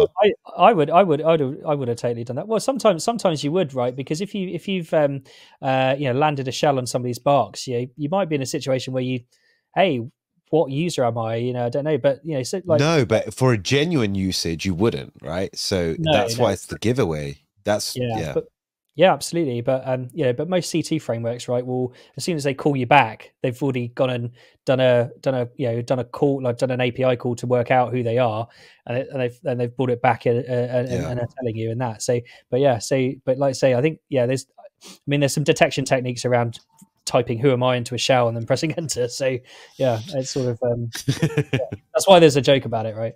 So all right, so give me one more. So I guess. So the more recent sort of OPSEC fail, I guess, which was an interesting one, which was, like a kind of recent one, which was an assumed breach red team. So I think an organization that we've done, that we're doing some work for, sent us a couple of laptops. And the interesting thing was with that, so we'd gone through the process of setting up some anonymized accounts with them. So like, some fake names for some of the users, because effectively what they wanted to test was and get some assurance of was kind of like, hey, look, if we had a stolen laptop or somebody got initial access to bypass the EDR on one of our laptops, like what could you do from that perspective, right? That's the point of it. It's an assumed breach. we assume that you have breached our laptops, right? And you have initial access into the network that way. So they'd sent us a couple of laptops, set up a couple of user accounts for us. And the interesting thing was, so they'd sent them to us. We'd open them up. We'd had like a little browse around with the fake users that they'd set up for us, and it was really weird. It was sort of like it's the first time I'd seen a detection just off of a file browsing, just browsing through SMB file shares on the network, and yeah, so I think it wasn't me personally, but it was one of the guys in my team had at the time who'd just browsed this file share, and literally about an hour after opening the laptop, and he'd seen like the EDR flag up a notification to say that, hang on, a malicious file encountered, and he was like, what? He's like, that's weird, I don't know, like what? I haven't done anything, I've literally just like opened the laptop, started browsing some file shares, and then literally like a whole like IR team descended on the laptop, and and like did a full-on like quarantine, booted the laptop off. My God. They were like yeah, right, yeah, nice one, guys, yeah, we got you. And it was like, we haven't even started. we haven't done just anything. Opened the laptop and we just browsed to an SMB share on the network, and we've just been instantly caught. Yeah. I just checked that the laptop was working, and then you've now caught me. I mean, literally, that was it. It was literally just testing connectivity to the network and just seeing Fucking hell. That's as bad as going for a physical and then be like, no, we caught you because they knew you were coming. Well, because they knew we were coming. And we at the time we sort of thought, hang on, this is really suspicious. What do you mean they caught us like that fast? Like, it's literally been an hour of a red team, a assumed breach red team that's going to last for 6 weeks. What do you mean they caught us? Yeah. I'm sure your manager or something must have been well happy. But it was quite funny, and we were sort of like going, well, how did this happen? And it was basically because there was a weird bit of software in one of the in one of the folders that was on that network share. So even though our operator didn't even go into the folder where that file was, the EDR tool had basically, it was set up to browse the network drives that you were viewing, cascade down the folder structure, find anything, scan it, and then report back on it. And as soon as it went down the folder, as soon as you connected to the network share, opened up in Windows Explorer, it went down the chain, found some, basically found I think it was just really basic. I think it was like Netcat or something. I think it was Netcat. It was like some Netcat was being file. used. Basically, yeah. It was like Netcat was being used as part of this. Yeah.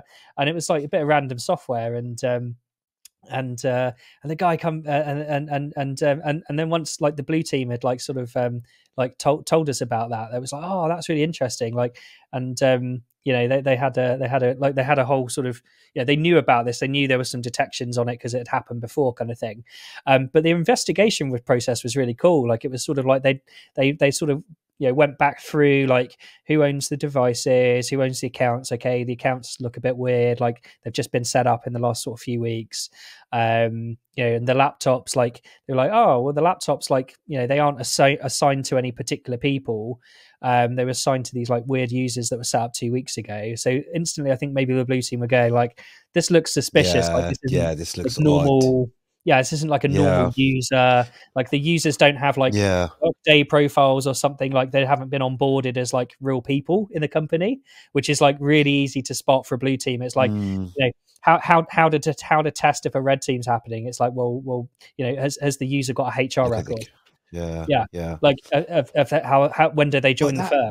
When do they join the company? Well, then when you scope that, then, and it was an assumed breach, because it's kind of like their processes have shot you in the foot because they wanted the assumed breach, and the way that they've set it up has given some OPSEC fails. Yeah, and it's difficult because every company's different. Every company can, that would want to do it in their own way. And I mean, there's a few ways around that. You could go, okay, well, disable some levers. So some people who've left the organization recently, turn those accounts back on, change the passwords and give them to us. And then we can go from there. And therefore it kind of looked like that maybe a person has rejoined the company. So maybe there would be, but then maybe, is there some ethical issues around that? I don't know. But it's on the organization to decide whether that's possible or not to do within their tolerance. Some customers will just want to create you brand new accounts, fingers crossed, without pen test 1 and pen test 2 names, which is quite popular. So you sort of at that point just go, well, there's no point in doing this because we're just going to get caught straight away.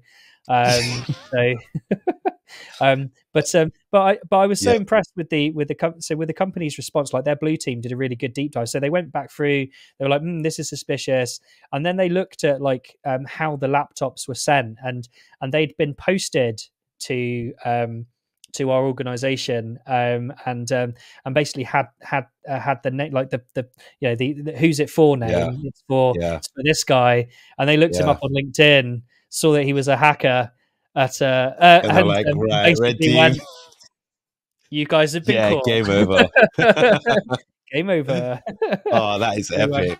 Which was cool. Yeah, but it was insightful, kind of from their perspective, because you look at it and you go, oh, well, that was the preferred method for the customer to want to do, and then so you go, oh, okay, because it was so early on into the red team, it was kind of like, actually, there's an opportunity here.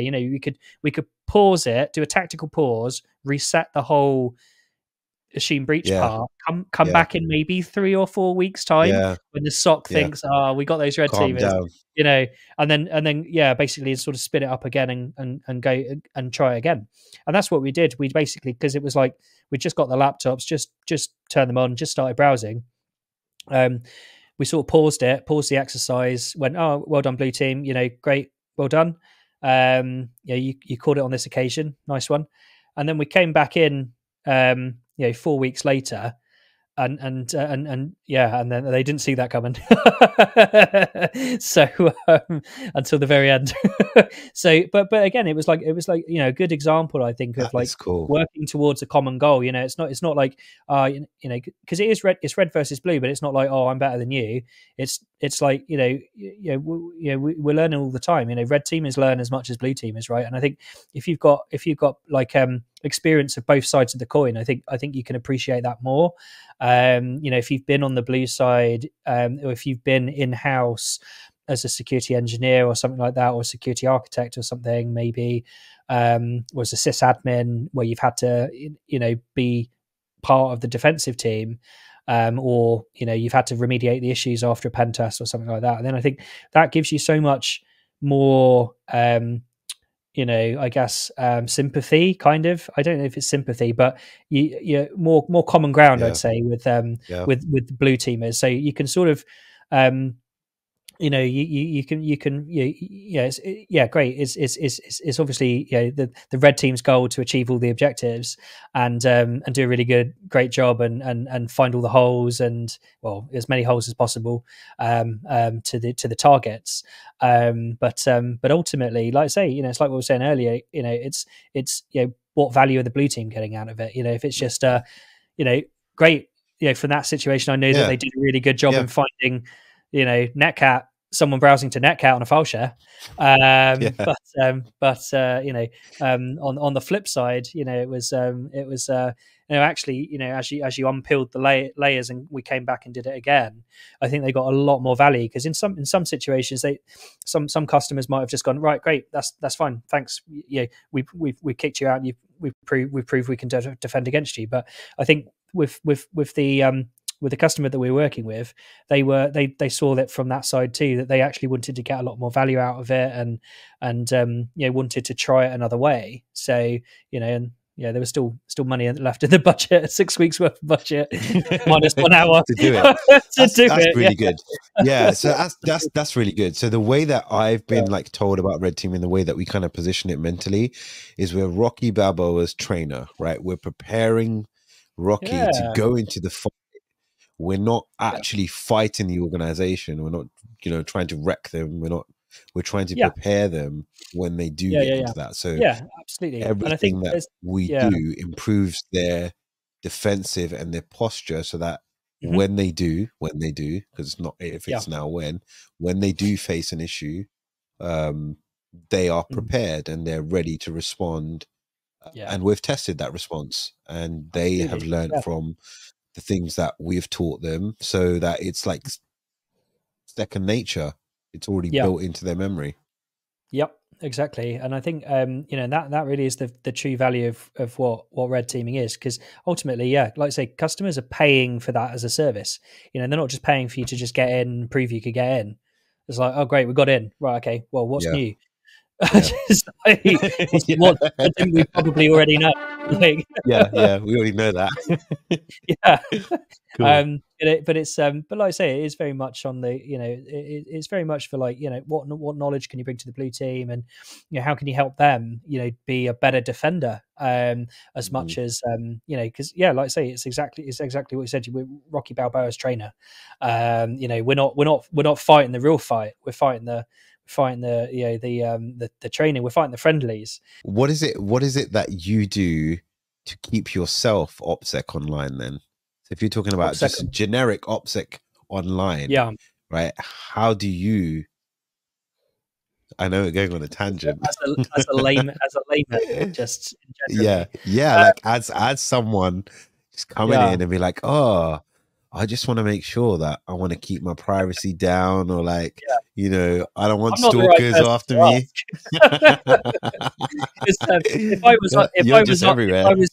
If I was truly OPSEC, man, I wouldn't be speaking to you now. Like, you wouldn't even know I'd exist. Yeah, that is true. That is true. All right, maybe it's a bait question, right? Okay, cool. So, Yeah, all right. Okay, so, all right. So, one key piece of advice you would tell others who are looking to get into the field. Oh, okay.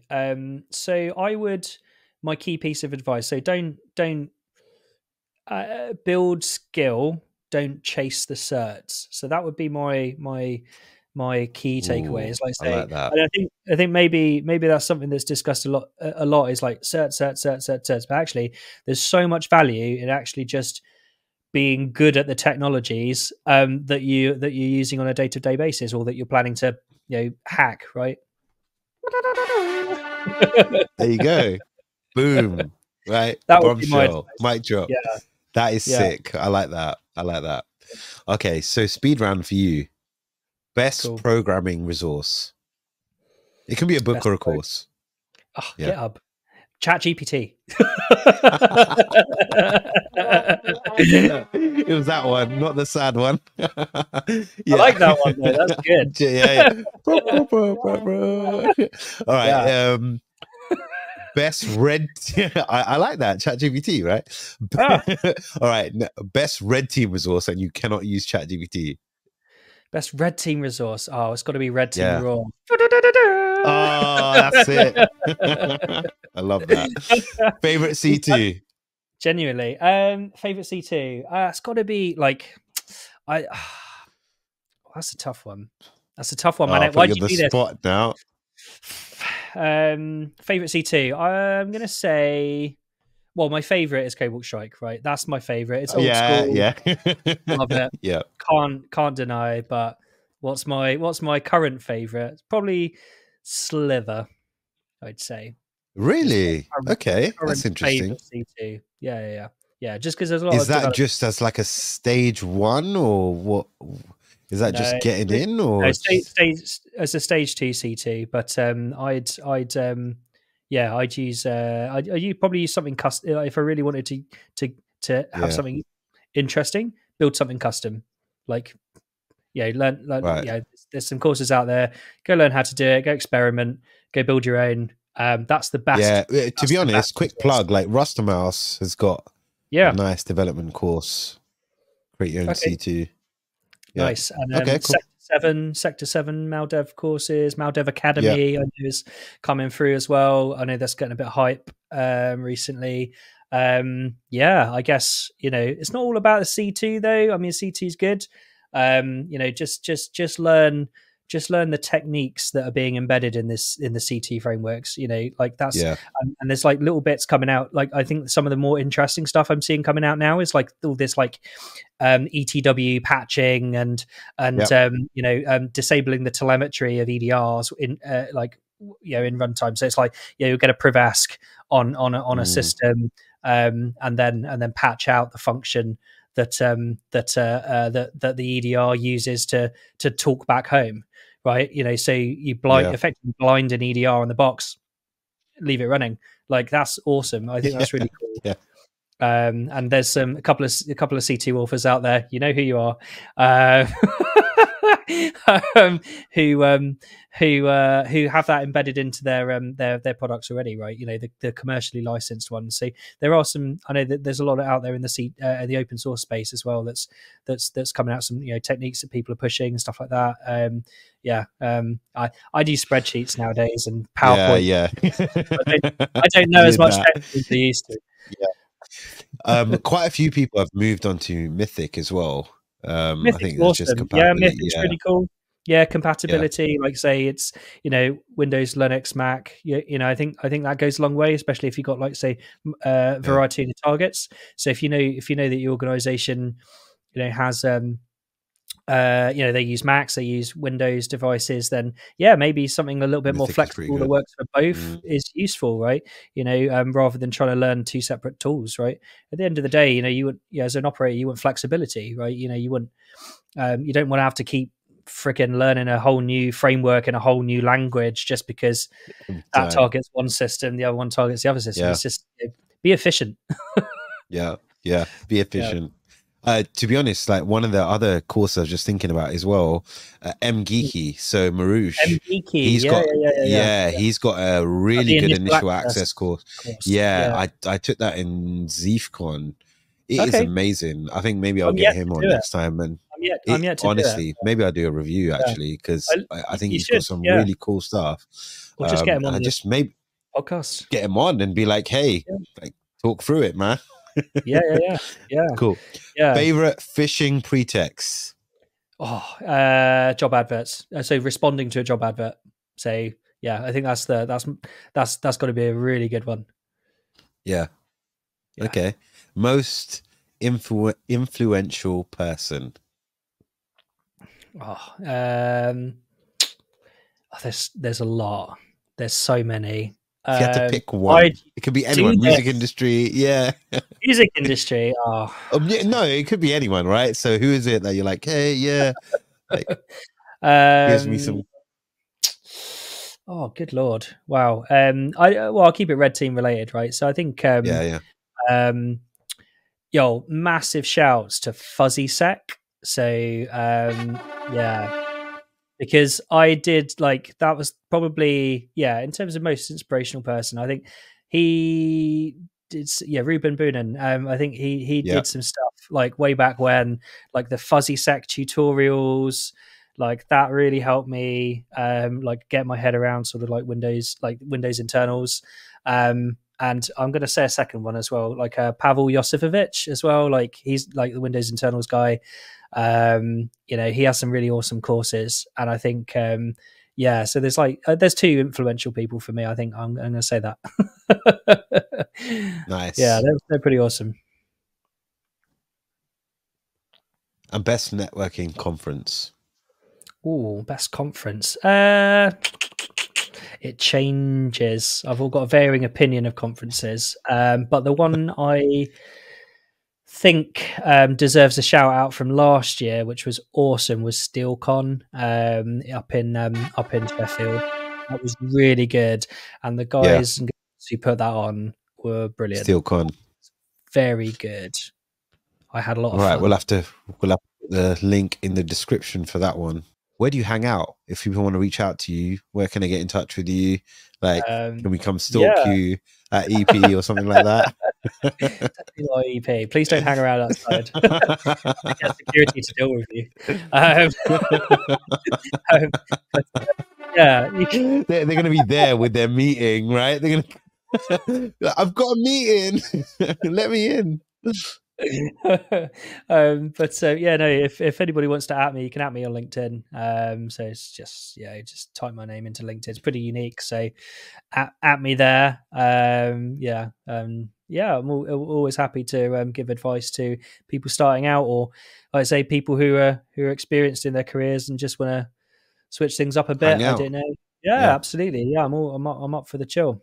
Yeah. All right, man. Well, I think I think we'll have to end it there. Literally, we're Otherwise gonna be here all like, night. oh, it's 10 a.m. Yeah. Oh, yeah, 10 a.m. But get back to work now. Oh, Gavin, it's been absolutely amazing having you. Oh, there's so much insight. Any final words, or you wanna shout out anyone, or no, all good. Just a and that's it, and we're done.